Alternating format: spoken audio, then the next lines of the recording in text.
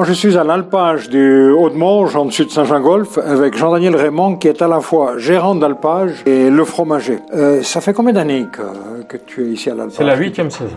8e saison. C'est amusant parce que depuis le début, tu as mis ton fromage au concours de fromagissime et chaque année, il y avait une progression jusqu'à l'année passée où tu as réussi à faire la médaille de bronze au concours de fromagissime. Pour l'évolution de tes fromages, c'est magnifique. Particularité de cet alpage, je disais, l'alpage est assez bas. Hein. Tu m'as dit 1000...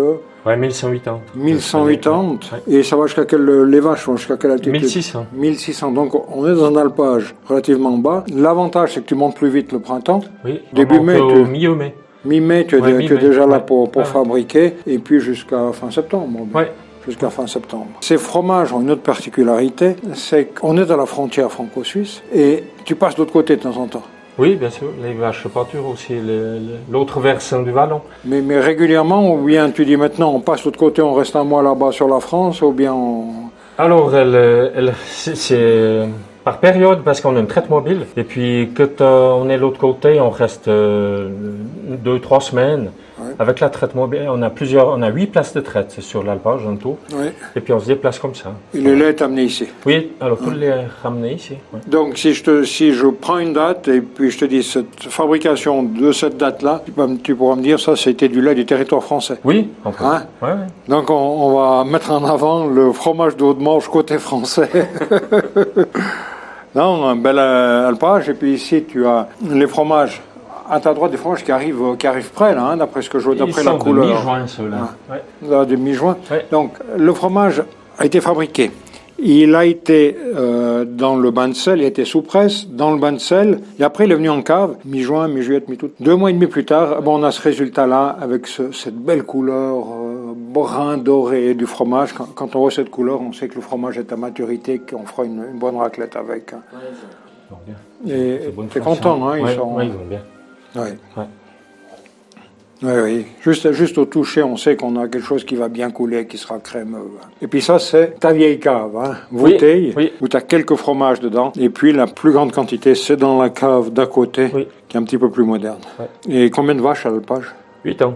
80 vaches. Ouais. C'est ton bétail ou bien tu prends Oui, c'est tout mon bétail. Ah, c'est ton bétail. Ouais. Et l'hiver, tu redescends et tu as le bétail en bas. Oui. Et là, tu fabriques? Non. Pas du tout. Non, le lait est vendu. C'est uniquement du lait vendu dans le canton de Vaud. Hein, En plus des fromages à raclette fabriqués par Jean-Daniel Raymond, eh bien, il fabrique de l'atome, il fabrique du beurre. Du sérac. Et du sérac. Et aussi le petit fromage. Le format fromage Easy Raclette de 2 kg est aussi fabriqué par Jean-Daniel Raymond. Ici, on a des tomes. Explique-nous un petit peu comment la différence entre la tome et le fromage, comment c'est fabriqué une tome? Alors c'est dans la même chaudière, la même cuve, c'est les mêmes ferments que pour le raclette. C'est juste qu'on le sort plus tôt, on commence à chauffer et puis 10 minutes après on sort les tomes avec les moules directement et puis ben voilà après. Donc si tu pars à 32 degrés le lait, tu le chauffes quand même un peu? Oui, je chauffe un peu. Et puis au moment où avant de décailler, tu vas déjà prélever la tome ou juste après avoir décaillé? Après décailler. Tu décailles? Oui,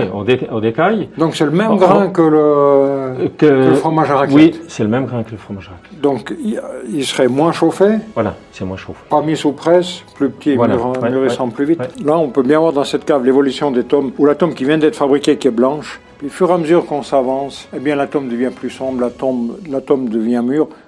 Elle est mûre après combien de temps, la tome? Entre 3 semaines et 1 mois. 3 semaines, 1 mois, alors que le fromage, il faut 2 mois et demi, 3 mois. Voilà, l'avantage aussi, c'est quelque chose de crémeux, d'agréable, mais tout de suite après 3 semaines d'affinage. Une spécialité qu'il me prépare chaque année, eh bien, c'est le petit fromage Easy Raclette. Au point de vue fabrication, c'est la même chose, si ce n'est qu'il a exactement la moitié de la taille d'un grand fromage. L'avantage pour ça, c'est destiné aux familles actuelles. Un demi-fromage, c'est le repas de 4 personnes. Donc, le même procédé de fabrication, mais en beaucoup plus petit. Le petit avantage aussi, peut-être qu'il va mûrir un petit peu plus vite. Hein. Tu sens que la maturité est un peu plus rapide du fait qu'il soit plus petit. Hein. Donc, ça arrive plus rapidement au centre du fromage pour qu'il soit mûr. Et ce sont des fromages qu'on va pouvoir garder jusqu'à 4-5 mois d'affinage parce que rapidement, comme ils sont plus petits, ils auront plus de caractère, plus de force. Donc le petit fromage Easy Raclette. On est dans le local du bain de sel. Je vois qu'il y a 2 bains de sel pour les tomes. Oui, Et puis pour Et puis pour les fromages, en l'occurrence, tu peux mettre dans l'un ou dans l'autre. Hein. La grande différence, c'est que tu ne vas pas laisser le même temps. Hein. Voilà. Les fromages qui restent 24 heures, les tomes, c'est 1 heure. 1 heure seulement et ça suffit. Ouais. Et là, 24 heures, tu touches pas ou tu dois un peu les mélanger pendant le temps. Tu les retournes de temps en temps. Et dès que ça passait ces 24 heures, ça vient là, ça égoutte encore un peu. Oui. Avant de partir en cadre. Fromage d'alpage de Haute-Morge, tome des Hauts-de-Morge, dans le bain de sel.